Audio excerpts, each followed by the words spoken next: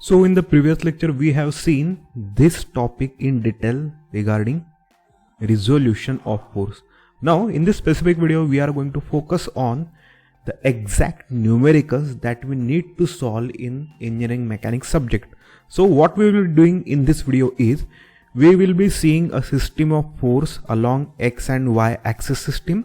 There will be some forces given on it with some inclination or directly will be placed on the axis, and we are going to simply resolve these forces into their respective x and y components. Okay, so moving on, let's go to example number 1. Let's say we are having this force of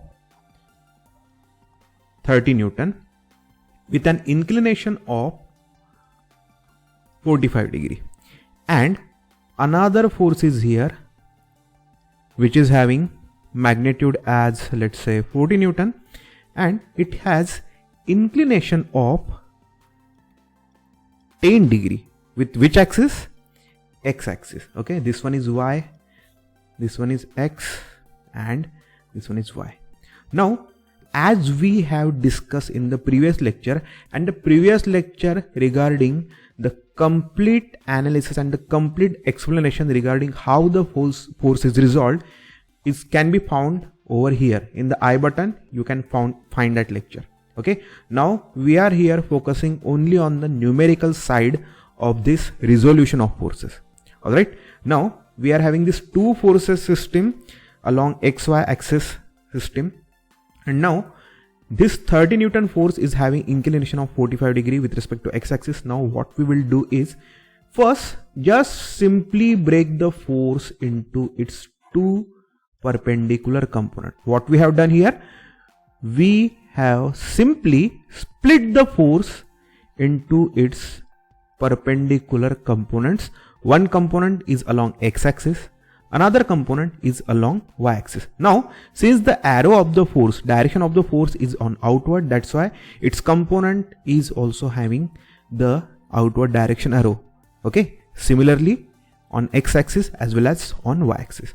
Now the thing is, which component is the sine component, which component is the cos component? Now remember this simple rule, simple thumb rule you have to walk along while you are resolving the forces is the component which is parallel to the axis with which the force is making angle with. Okay, again, the component which is parallel to the axis with which the force is making angle should be the cos component. Okay, so by this rule we have this component of 30 Newton force as cos component, and how do we write it? 30 cos of 45 degree. Now this one should be, this one is left out, so you do not have to remember anything for the sine component, just simply mention this as the sine component. Okay, why this is sine component? Because we have already identified which one is the cos component, that's why we don't have to remember specifically how do we write the sine component in the force resolution. Similarly here I will again repeat the statement. The component which is parallel to the axis with which the force is making angle with is the cos component. That's why this component is going to be the cos component. This will be 40 cos of 10, and this one is going to be simply 40 sine of 10. That is 10 degree. Okay, you got it? You don't have to remember with which axis the angle is being made by the force. Simple rule, the component which is making parallel direction, parallelism, the component which is parallel to the axis with which the force is making angle should be the cos component. Okay, so with this rule we are going to see some 4 to 5 example, so that this rule, this established rule, this thumb rule is getting firm, confirm, and we will be having some practice of it. Okay, so this another axis system. Let's have some forces here. Let's say this is a force of, let's say, magnitude 10 Newton. Let's say another force is here which is having magnitude 20 Newton. Now this 10 Newton force is making inclination with y-axis of magnitude 30 degree. Let's say this angle is 5 degree. See, here we are not drawing the forces and inclination with exact magnitude, or this pictorial representation is for examples only. Okay, this 5 degree and 30 degree are looking exactly same, but we are here just to understand the resolution of force thing. So the first thing what we do is draw the perpendicular components like this. Okay, for 10 Newton these are the two components. For 20 Newton these are the two components. Since the 20 Newton's arrow is projecting outward, okay, since the force direction is outward, that's why the component direction is also outward. Now see, what was the rule? The component which is parallel to the axis with which the force is making an inclination should be the cos component. Okay, thereby the 10 Newton force is making inclination with y-axis of 30 degree. That's why the component which is parallel to y-axis is the cos component. Thereby this component's magnitude becomes 10 cos of 30, and this should be 10 sine of 30. Now similarly here again I am repeating the rule. The component which is parallel to the axis with which the force is making angle should be the cos component. This 20 Newton force is making an inclination of 5 degree with y-axis. That's why the component parallel to the y-axis should be 20 cos of 5 degree. Obviously the one which is left out should be 20 sine of 5 degree. Okay, now let's go to example number 3. For example, let's imagine we are being given a force system like this. For example, this is a force, and then this one is a force, and then this one is also a force, and this one is the fourth force. Now the speciality of this force system is, now first let's assign some magnitude 10, 20 Newton, then let's say 30 Newton, and then let's say 40 Newton. Now here neither of the force is making any inclination with the axis, neither with x nor with y. That's why the thing is, we do not need to resolve the force into their respective x and y perpendicular component. That's why whenever we are given forces like this which are lying directly on the axis or axis, we do not need to resolve these forces. These forces should be left as it is, because they are perfectly directing toward the axis. Okay, either it is along plus x axis or minus x axis, or plus y or minus y axis. We do not need to resolve such forces. Okay, now let's go see some another example. For example, we are given with this kind of force system. Let's say this is 10 Newton force. Then let's take this one as a 20 Newton force. This one be 30 Newton force, and a fourth force, let's say this is 40 Newton. Now let's assign some inclinations to these forces. For example, let's say this one is 30 degree force, then let's say this is 60 degree force, let's say this is 10 degree, and let's say this one's 45. See, we are not drawing to scales or drawing to accuracy here. These are just pictorial representations. Okay, we are taking simply examples. Now first thing we do is draw the components on the forces like this, and since all these forces are projecting outward, that's why the component should also project outward. Now without repeating that same rule, which rule?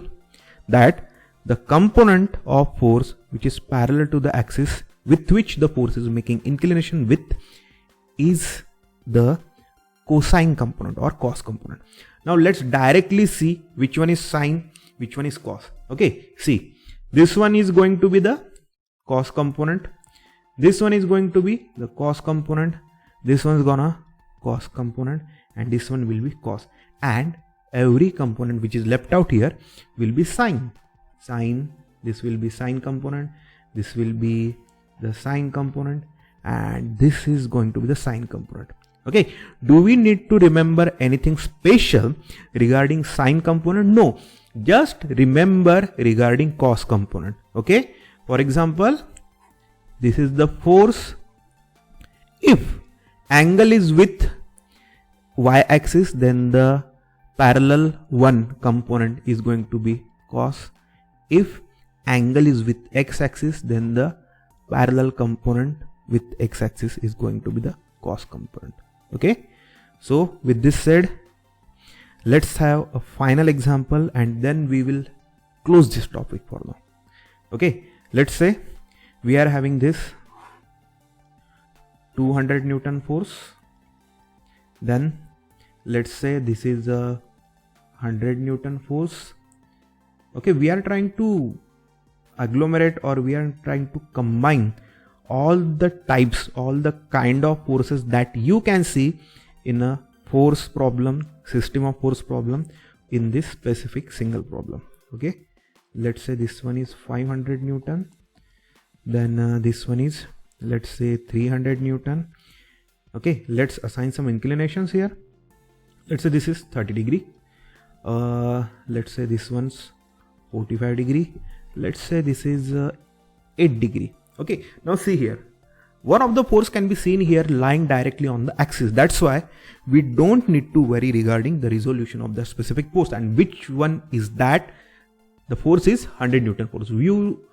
Okay, we do not need to resolve this one. Okay, so which one we should resolve? We have to resolve only those forces that are showing some sort of inclination with the axis, either x or y. So the first thing we do while resolving the force is to draw its components simply in a plain manner. Just keep on drawing the components and maintain the direction. Okay, now let's go to force 200 Newton. See here, the 200 Newton force is making inclination of 30 degree with x-axis. That's why the component which is parallel to the x-axis should be the cosine component. Alright, this is 200 cos of 30. This should be 200 sine of 30. As we already said, we do not need to remember the statement or rules regarding the sine component. Here, the 300 Newton force is making an inclination of 8 degree with the x-axis. That's why the component which is parallel to the x-axis should be the cosine component. That was fast, right? 300 cos of 8 degree, and this one is going to be, the one which is left out is sine. 300 sine of 8 degree. This is 500 Newton. Obviously, since the component is not parallel to the axis with which the force is making or having inclination, it should be the sine component. This is 500 sine of how much? 45 degree. This is 500 cos of, okay, there is Royal Enfield in the background, 500 cos of 45. All right, so that's all regarding resolution of forces. Now do mention in the comment what is the component should be there for this force system A, B, C, D. Let's say this is force A, then let's say this is force B, then let's say this is force C, and let's say this is force D. Okay, now let's say the angles here are theta, then let's say this one's alpha, let's say this one's beta, let's say this one's gamma. Okay, now I mark one component here and you have to answer what is that specific component. Okay, this one, what should be this one? Okay, the magnitude is d Newton, inclination is alpha. Okay, I have marked this specific component, and do mention in the comment what should be the component. Okay, so that was all regarding the lecture. I will see you in the next one, and we are going to discuss the composition of force. Okay, then we will try to find out the resultant of the force. So till then, take care. Bye bye.